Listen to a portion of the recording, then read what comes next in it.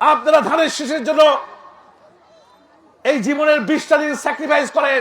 আপনাদের কাছ থেকে আমি এই 20 দিন চেয়ে নিচ্ছি, এই 20 দিন ধানের শীষের কাজ করেন, আমার জন্য কাজ করেন।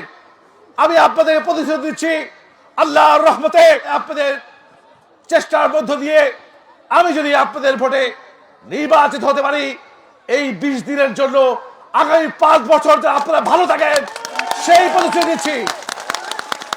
আমি আপনাদের 20 দিন চেয়ে নিলাম।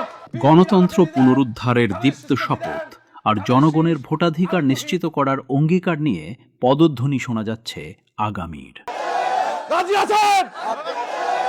আসন্ন ত্রয়োদশ জাতীয় সংসদ নির্বাচন উপলক্ষে পাবনা 3 আসনে বইছে পরিবর্তনের হাওয়া। 23 জানুয়ারি শুক্রবার বাদ জুমা। চাটমোহরের মথুরাপুর মুখরিত হয় হাজারো মানুষের মিছিলে। এক বিশাল নির্বাচনী জনসভায় প্রধান অতিথি হিসেবে উপস্থিত ছিলেন পাবনা 3 আসনের গণমানুষের প্রিয় নেতা, দেশ বরেণ্য কৃষিবিদ হাসান জাফির তুহিন। তার বজ্রকণ্ঠে ধ্বনিত হল আগামীর সমৃদ্ধ বাংলাদেশের রূপরেখা। সে বলেছিল, I have a plan, we have a plan for the country, we have a plan for the nation. প্রিয় ভাইরা, আজকে আমি আমার নির্বাচনী প্রথম জনসভায় এই উনার যে প্ল্যানের 2-1টি অংশ আপনাদের বর্ণনা করে আমি আর বক্তব্য শেষ করছি।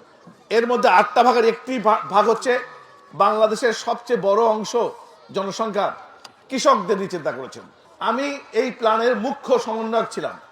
কৃষিবিদ হাসান জাফির তুহিন তার বক্তব্যে তুলে ধরেন গণতন্ত্রের মুক্তি ও জনগণের অধিকার আদায়ের আপোষহীন সংগ্রামের কথা। এলাকার টেকসই উন্নয়ন আর আধুনিক পাবনা গড়ার এক বাস্তবমুখী পরিকল্পনা পেশ করেন তিনি।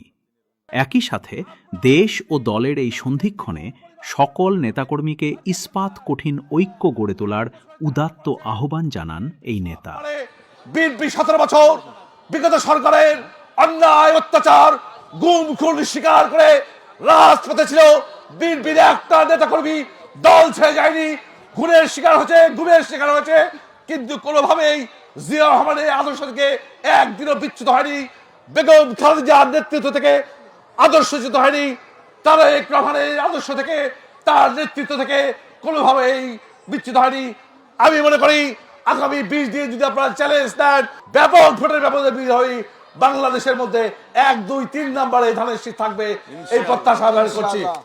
মথুরাপুর ইউনিয়ন পরিষদের সাবেক চেয়ারম্যান জনাব মোহাম্মদ আবুল কালাম আজাদের সভাপতিত্বে অনুষ্ঠিত এই সভায় সঞ্চালনার দায়িত্বে ছিলেন ইউনিয়ন বিএনপির সাবেক সাধারণ সম্পাদক জনাব মোহাম্মদ সাইফুল ইসলাম। বিশেষ বক্তা হিসেবে গুরুত্বপূর্ণ বক্তব্য রাখেন মথুরাপুর ইউনিয়ন বিএনপির সাবেক সাংগঠনিক সম্পাদক জনাব মোহাম্মদ মাহতাব এলাহি।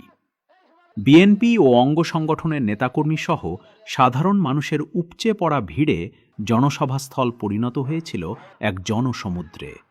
উৎসব মুখর পরিবেশে জনগণের স্বতঃস্ফূর্ত অংশগ্রহণ জানান দিচ্ছে পাবনা 3 আসন আজ প্রস্তুত এক নতুন ভোরের অপেক্ষায়।